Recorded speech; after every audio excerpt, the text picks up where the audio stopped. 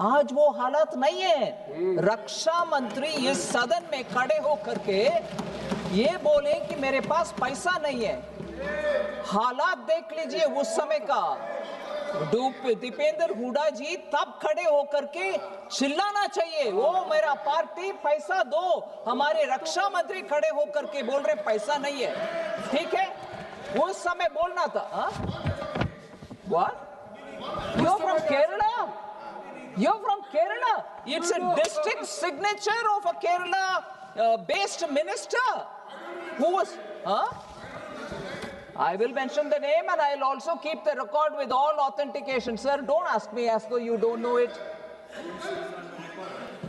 What is the satisfaction you're going to derive by my telling you? कुछ है? अरे आप ही कर मिनिस्टर जी केरला से। Oh please Suresh, don't make me feel ashamed. आप ये नाटक नहीं होना चाहिए इस हाउस में कि मेरा रक्षा मंत्री कुछ बोले और मुझे मालूम नहीं है और आज विपक्ष में बैठे हुए। नहीं, ये ठीक नहीं है जी, ये ठीक नहीं है। मुझे प्रोवोक करके उस महान व्यक्ति का नाम इधर मैं बोलूं और तुरंत ये खड़े होकर के वॉकआउट करने के लिए। सच्चाई है भाई, ये सच्चाई है। आप प्लीज, ये नाटक नहीं होना चाहिए इधर। सर नहीं, this is unfair Suresh ji, unfair. आपको पूरे मालूम है और मुझे छेड़छाड़ कर रही हो इधर नाम बताने के लिए। बिल्कुल नहीं। आप ढूंढ लो, थोड़े रिसर्च करो, आप रिसर्च करो। It's not an allegation, it's a fact recorded in this house. आप जाके होमवर्क करो थोड़ा। Sir, there is income inequality, I think, which has broken record of the 100 years. Was another observation from honorable member. So I just want to put the facts before the house. Actual household consumption, sir. Data shows that the bottom 40% of the population is acquiring wealth and assets at a significantly faster rate than the top 20%. This is a data which I will leave for everybody to see. The inequality in asset ownership has massively declined, particularly in urban areas, sir, where the disparity for key assets like motor vehicles and refrigerators has shrunk dramatically.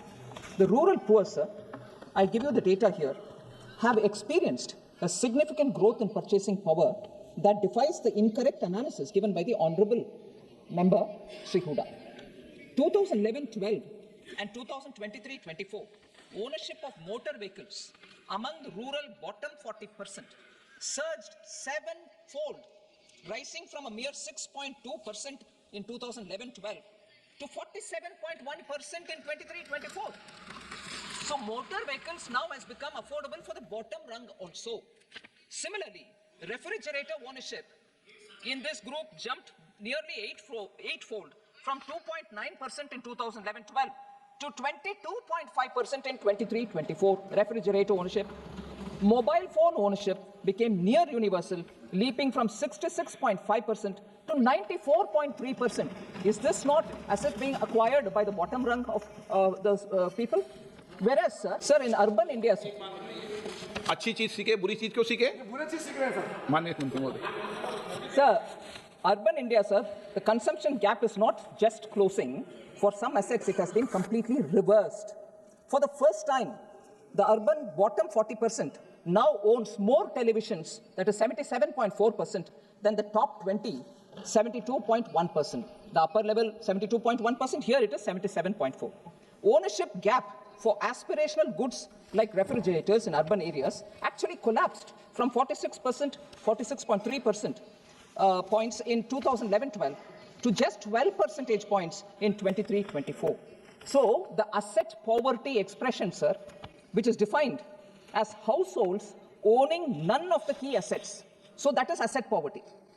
That number has actually been thrashed, falling from roughly 30% to just 5% among rural poor, which means rural poor now 5% or less are the ones without any asset at all, whereas the rest of them have some asset or the other. So we need to understand that in the last one decade, growth has actually become quite broad-based, and people from the bottom rung are the ones who are acquiring one or the asset.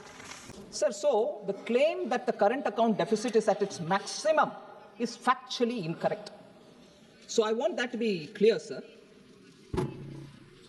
So that record deficit claim that the honorable member has made is really wrong. At the end of June 2025, India's current account deficit stood at 0.2% of GDP. Where was it? The honorable member was saying some double-digit number, sir. Current account deficit, June 2025, stood at 0.2% of the GDP. For the fiscal year, March 2025, it was only 0.6%. So let's place that on the record. Contrast this, sir, with the taper tantrum time 2013, when the current account deficit in 2013 ballooned to a crisis level of 4.8% of the GDP. And in fact, that's the maximum which India saw since 1970. So honorable members should actually look at, since 1970, that being the maximum. Please, I hope this correction comes into play. 2013, sir, there were volatile capital flows constituting 96.1% of all our reserves, leaving the economy completely vulnerable to sudden outflows. Today, that ratio has fallen to 66.6%, proving we are far more stable now than the time of 2013. So, honorable member, be assured the economy today is actually moved from fragility to a level of fortitude. So, that is the matter of fact number there. Sir, the import cover has also strengthened, rising from, in 2013, we had foreign exchange reserve only to cover 7 months of imports. Today, it is moved to being 11.4 months as of June 2025. So, when I say from fragility to fortitude, this is the kind of number I'm talking about. So, projecting the anxieties of 2013, sir, onto the stability of today, 2025, is a political fabrication. And that it ignores the hard reality. India has actually transitioned from external vulnerability to external resilience. So I would want to draw that to the honorable member's attention. Even worse was the comment on debt to GDP. Sir, central government's debt to GDP in 2013-14 was 52.2% of GDP. That was actually reduced by the time it was 2018-19 to 48.9% because of the strict monitoring which Honorable PM maintains on fiscal balance and strictly adhering to the policy of gradual fiscal consolidation. Whoever would have thought that we'll have COVID, as a result of which proactively government took measures to make sure lives are protected, livelihoods are taken care of, and our debt to GDP went up to 61.4%. It actually shot up. But after that, because we gave ourselves a steady path, which is a glide path, from there it has come down. Even by 2023-24, we brought it down to 57.1%. And it is estimated, I would think by this year end, it will reach 56.1%. Despite COVID, despite heavy borrowing, debt to GDP is actually coming down, and coming down, if only the number of 2013-14 is kept in mind, you'll know we are getting closer there. That is even without looking at how it was managed during the global financial crisis, 2008. Sir, I do not want again to speak about debt to GSDP of several states. I'm not naming any state here, because it's a genuine concern. Debt to GDP will have to be brought down. It's also true that the debt to GSDP of many states are also shooting up. The honorable member should also, it's a legitimate concern, I've answered it, and I'm showing that we are bringing that debt to GDP down. We've given a commitment in the parliament, we are abiding by it every year without failure since 2020-21. Equally, there should be concern about debt to GSDP of many states. I'm not taking any state's name, but honorable member and many of us should be equally concerned about debt to GSDP in states, which are also going really badly, and therefore collectively we have to work to bring the debt to GDP number, the debt to GSDP number down. So Make in India has now become Make for India. Again, sorry sir, absolutely ignores outcomes on the ground. That's not a fair comment to place. India has emerged as a net exporter in sectors such as electronics, pharmaceutical, engineering goods, and defense. When I say net exporter, I'm sure the honorable members know that what we export and what we import are aligned, are reconciled. And when you're a net exporter, you mean that you're exporting more than what you're importing. Just give few numbers. In 2014-15, sir, production of electronic goods in this country was only 1.9 lakh crore. In 24-25, it is 11.3 lakh crores.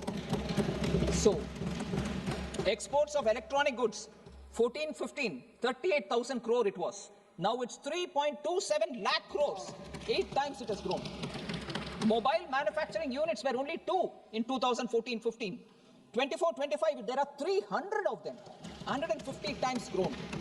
Mobile phone production, 18,000 crores in 2014-15. Today, 2024-25, 5.45 lakh crores, 28 times growth.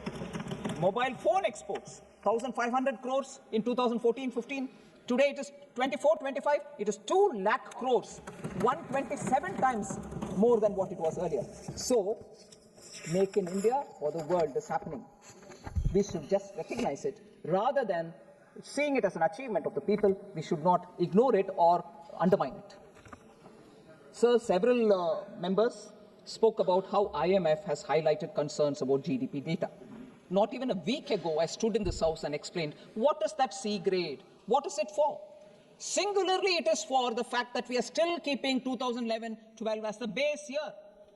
And Ministry of Statistics and Program Implementation has already announced that from late January 2026, the base year transition will happen, and as a result of which your grading for that one particular base year argument of our national statistics will change it. But many members said you were B, now you're come to C, is utterly wrong.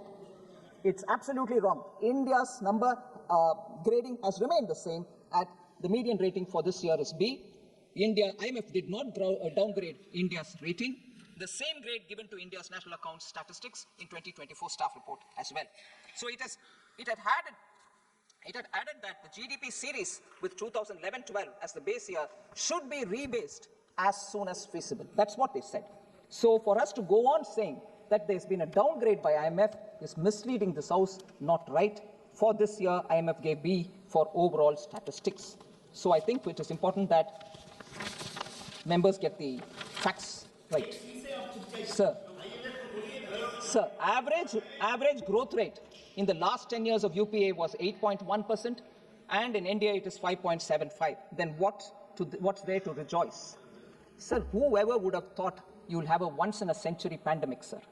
And despite that, India is the fastest growing, not 1 year, continuously, 2, 3, 4th year. Is that not something that the people of India deserve to be recognized for? On the contrary, we go on saying ours was 8.1, yours is this. I just want to put the facts before you, sir.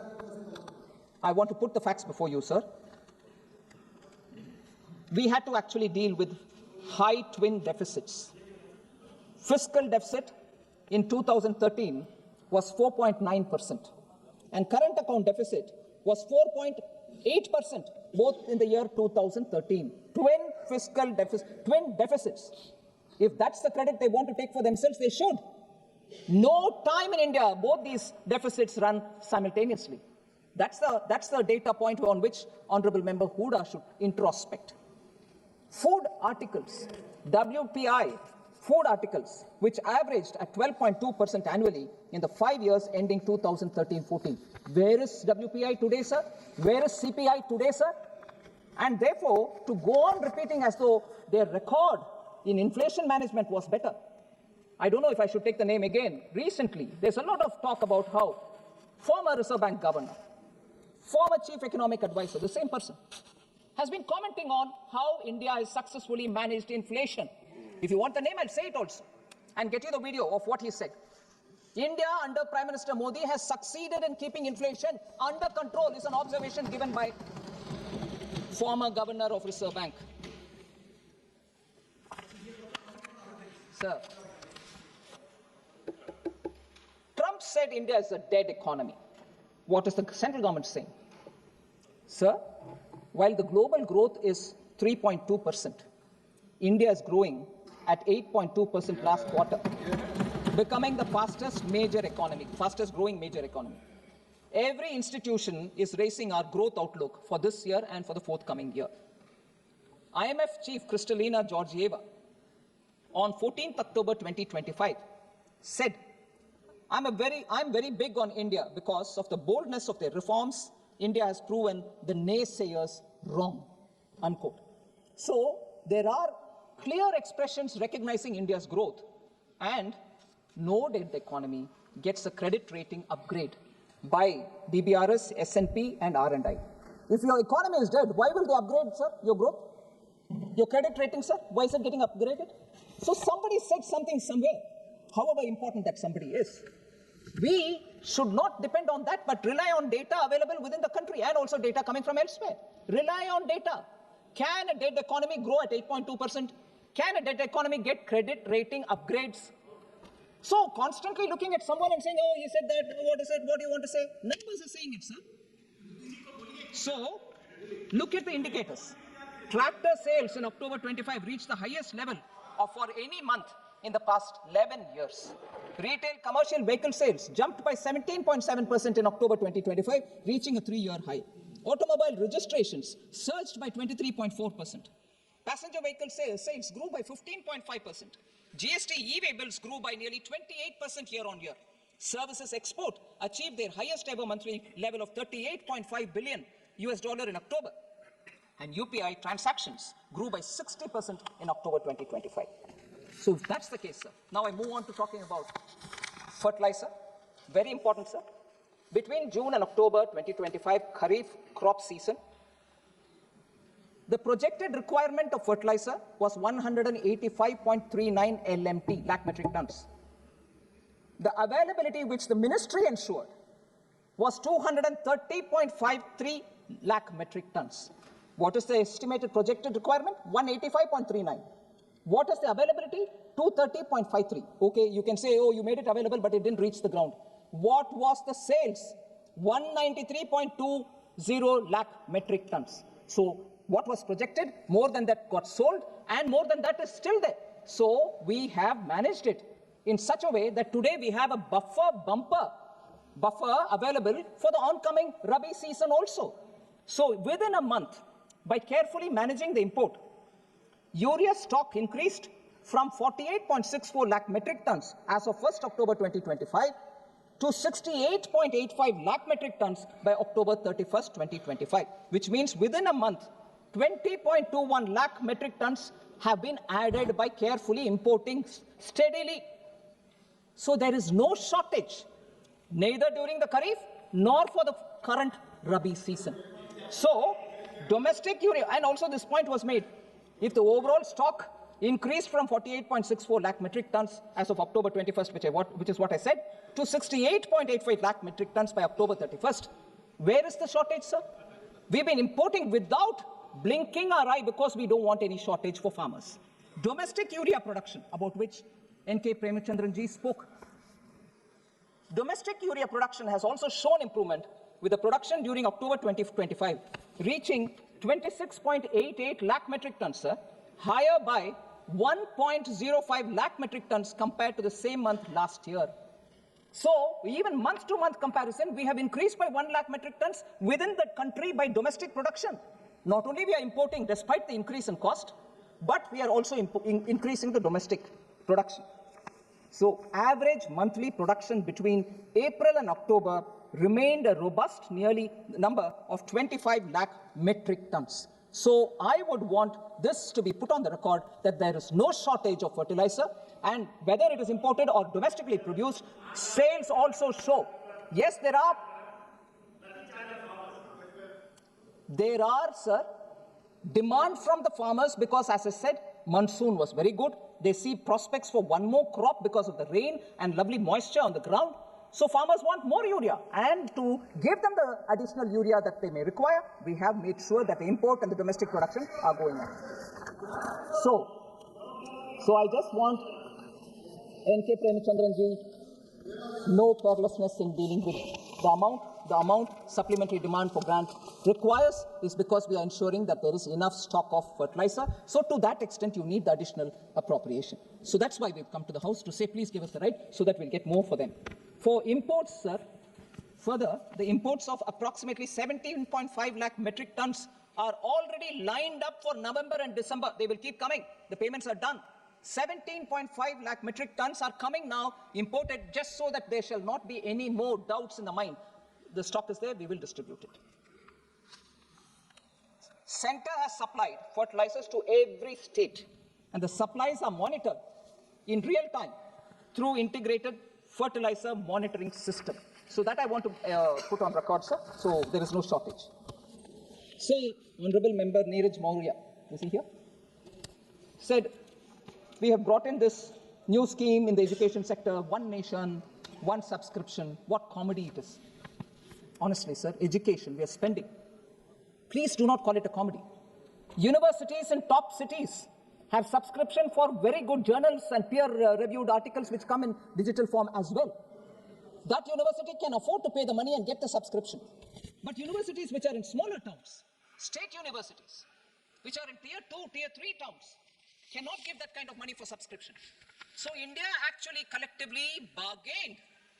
And I appreciate the HRD. I was in a university. It was so expensive to have to get the subscription paid to get some magazines or journals which are important. India has taken a very good decision under Prime Minister Modi so that this country will subscribe and get the subscription, and it will be available for big towns, small towns, tier 2 towns, any town, anywhere. Actually democratizing availability of such research-based magazine for all students in India. ये comedy नहीं है, नीरज मौर्य जी, ये comedy नहीं है. ये सच में students के लिए ये वरदान है. It's a blessing.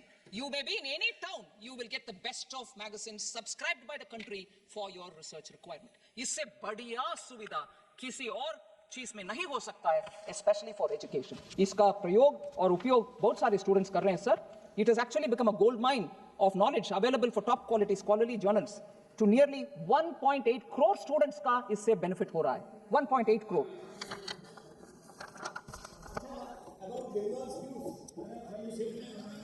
Sir, last 2 points, sir. Unemployment. 5.8% was the overall unemployment rate as per usual status, declined from 5.8% to 3.2% in 23-24, 5.8 in 2018-19. Similarly, female unemployment rate, 5.1% in 2018-19, is now come down to 3.2%.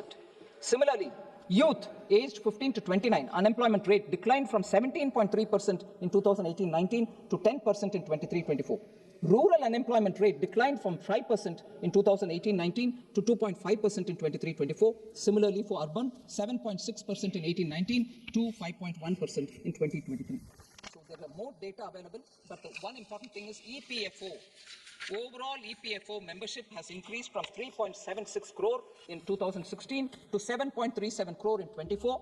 The net additions to EPFO, which will actually tell you about the unique number of people who have newly joined, is the net EPFO addition in 2025 stood at 129.8 lakhs, reflects that jobs are being taken by young people.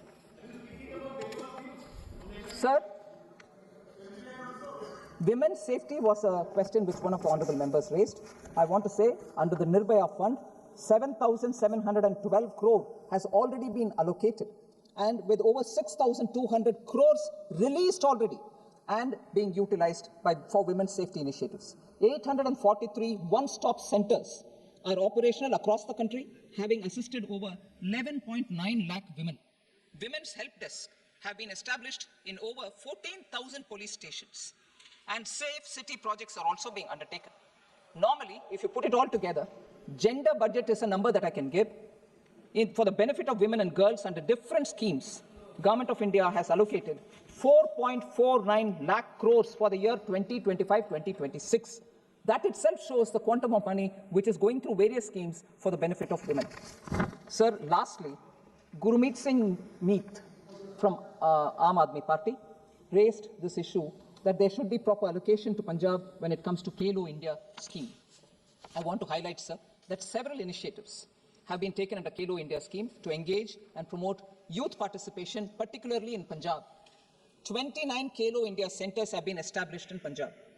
Punjab has a Khelo India State Center of Excellence for hockey, boxing, and athletics. 24 Khelo India academies have been established in Punjab. The Sports Authority of India, sir, also runs one National Center of Excellence at Patiala and 3 SAI training centers at Mustuana Sahib, Badal, and in Ludhiana in Punjab. So sports, every central scheme reaches Punjab. So lastly, I want to refer to Honorable Member Rajkumar Roth. He's not here. Rajkumar Roth, he's not here, sir. Natural farming against using pesticides and fertilizer. Actually speaking, Honorable Prime Minister has spent a considerable amount of his time advocating natural farming. He has actually gone to different parts of the country to give encouragement. One last such meeting was held in Coimbatore when farmers came in hundreds to speak about how natural farming can help us. So, Honorable Member Rajkumar Roth should actually refer to all the Prime Minister's speeches on that. And he also has spoken about GST बढ़ाया गया. किसी को बढ़ाया नहीं, कम सबका कम कर दिया sir. Maybe I will send him all the details with which he'll be sure that we have not increased anybody's GST. Except, of course, it's a demerit food. So, thank you very much. एक minute. माननीय सदस्य, मैं माननीय कई वरिष्ठ सदस्यों से आग्रह करता हूं कि वरिष्ठ सदस्य सदन में बीच में बैठे बैठे टिप्पणी न करें, और वरिष्ठ सदस्यों की बैठे बैठे टिप्पणी करना या खड़े होकर बीच में टोकना ये सदन की मर्यादा के अनुरूप भी नहीं है. और वरिष्ठ सदस्यों, कहीं ऐसा मौका नहीं आना चाहिए कि आपको कोई नोटिस नहीं ले, ये भी चिंता का विषय है. इसलिए अनुदानों की अनुपूरक मांगों पर डॉक्टर टी सुमधि और